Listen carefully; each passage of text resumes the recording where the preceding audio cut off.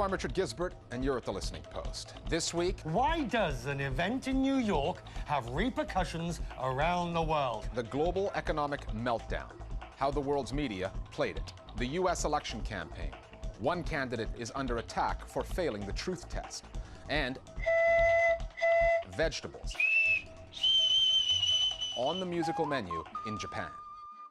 Welcome back. It's not often that the world wakes up to the same headlines right around the globe, but it happened this past week when the news media told the story of the international economic system going into a tailspin.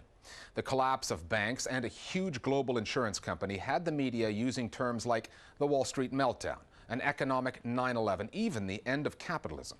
And as share prices fell and governments intervened and injected vast amounts of taxpayers' cash into the system, the media tried to make sense of a complicated story. But how good a job did they do, and what impact did their reporting have, if any, on the stability of global markets? That's our starting point this week, the cause and effect aspect of economic reporting, and how the media can exploit turmoil in the markets.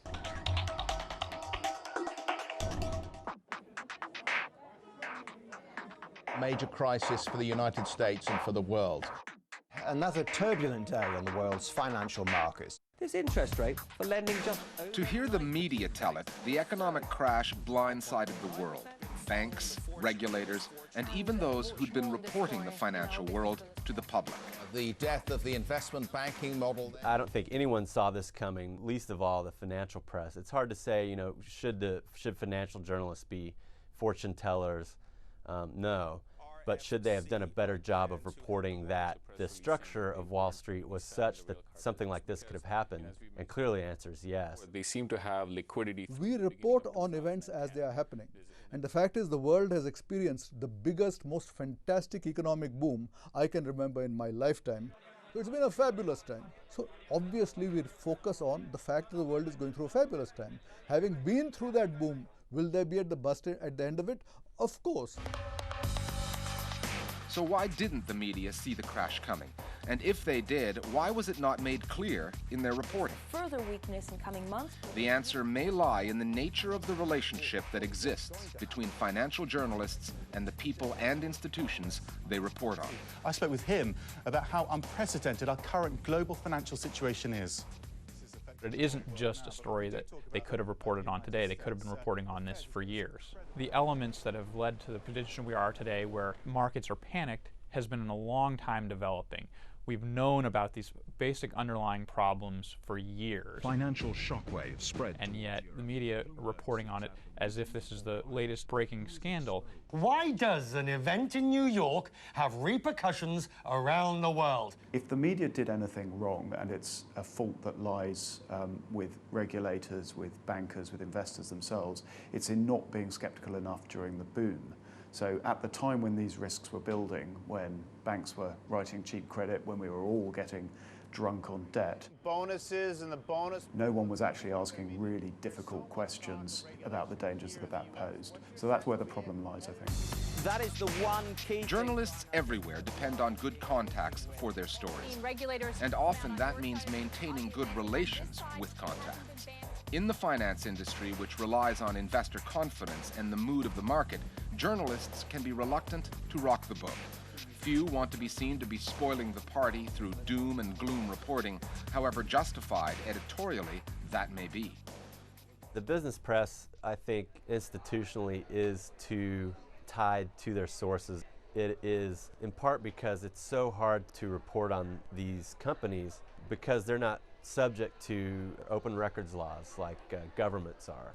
I think you're reliant on, as a financial reporter, on people inside the company and the company itself for the company line and for scoops. Peter Darby. Mr. Darby, nice to have you on the program. Good to be here. Thank you.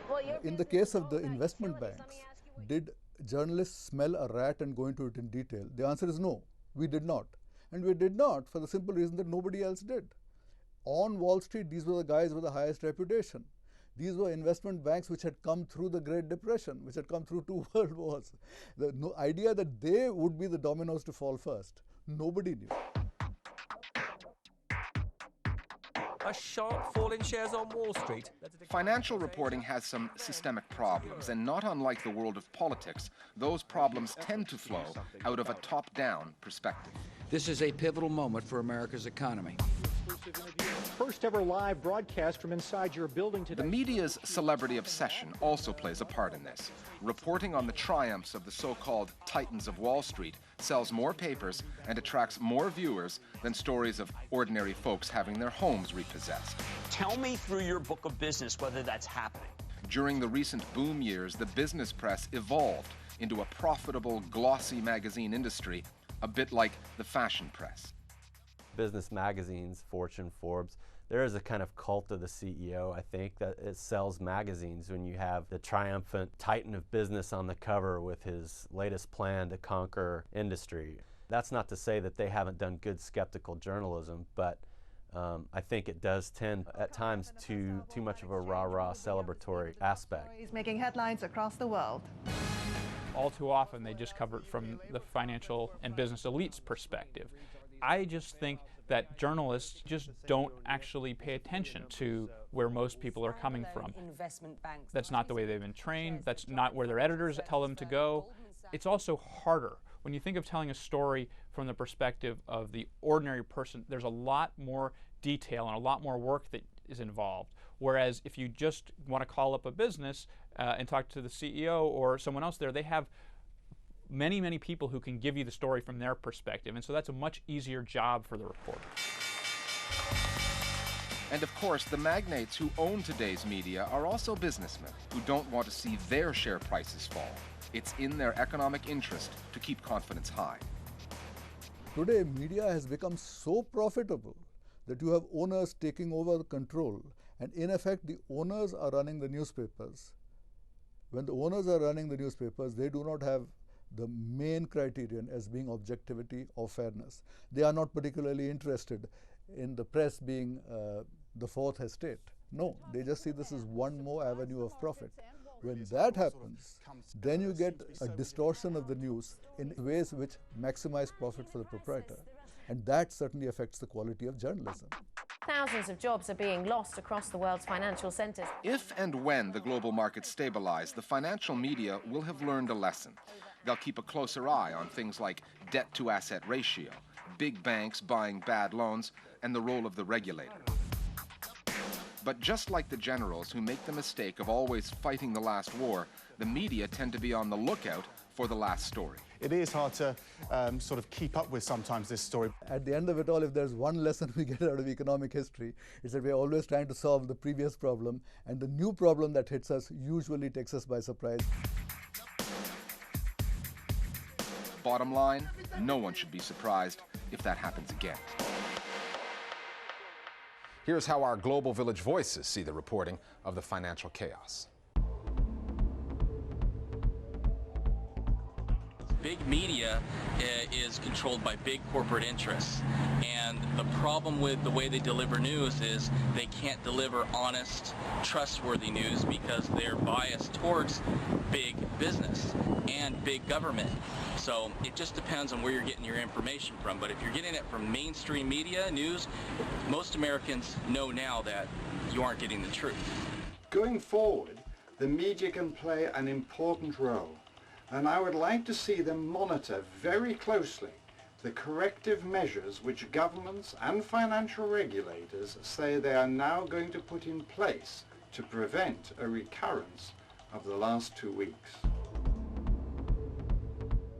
Our Global Village Voice platform gives you the opportunity to stop yelling at your television set and start talking to your webcam. Just email us at listeningpost@aljazeera.net and we'll find a way to get your comments on what is good or bad about the news media on the air. Time now for Listening Post News Bites. Zimbabwe has agreed to open up its media space, and that could see the return of banned newspapers and television stations, as well as international news organizations like like CNN and the BBC. This development comes in the wake of the new political power-sharing agreement in Zimbabwe. According to the Africa Press Agency, the country's three main political parties say they will ensure the immediate processing of all applications for re-registration and registration of channels under the Broadcasting Services Act. That's a law that Robert Mugabe's government used to shut down at least 2 TV stations. No new TV channels have been launched in the past 7 years in Zimbabwe, which protected the monopoly enjoyed by the state-run Zimbabwe Broadcasting Corporation. A new Pan-African news agency has been launched online. The founders of the Nairobi-based A24 have promised to bring the African voice to a global audience and change the face of journalism in Africa. A24 is Africa's first online delivery site for material from journalists who will be able to send in their reporting via the web for distribution to global broadcasters. There's a great feeling around the continent about Africans wanting to hear their own stories from their own correspondents, from their own people, and generating local content, not generating stories that people in the continent can't relate to. A24 says it will safeguard the intellectual property of the contributors and pay journalists fairly for their work.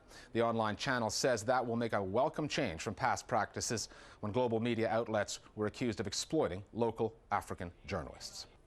Egyptian human rights activists who have used web and camera phone technology to expose torture in their country are now turning to SMS, or text technology. The anti-torture website tortureInEgypt.com has started texting Egyptians who subscribe to their service every time a new case of torture is reported.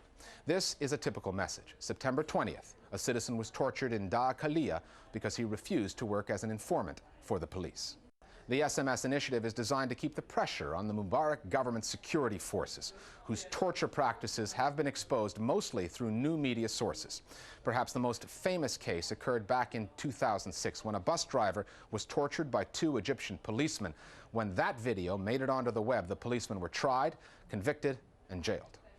On one hand, Myanmar, the country formerly known as Burma, has released a journalist after 19 years in prison. On the other, the authorities there have launched a cyber war against their political opponents. The journalist U Win Tin was released as part of a widespread amnesty ahead of elections that are scheduled for 2010. He was imprisoned back in 1989 when, as the editor of the daily paper Hanthawadi, he was convicted of publishing anti-government propaganda. Meanwhile, opposition online publications like the exiled Irrawaddy magazine, which operates out of neighboring Thailand, are saying they've been inundated by huge volumes of artificial traffic, which have forced their news websites to shut down. Although the cyber attacks appear to come from China, Russia, and Europe, the exiled media say this is obviously the work of the Myanmar authorities, who clearly learned a thing or two about technology during last year's protests. At that time, dissidents got around the government's crackdown on media coverage by posting images and video shot by Myanmar citizens on the web to get the story out. After the break, the U.S. presidential election campaign and the media as lie detector.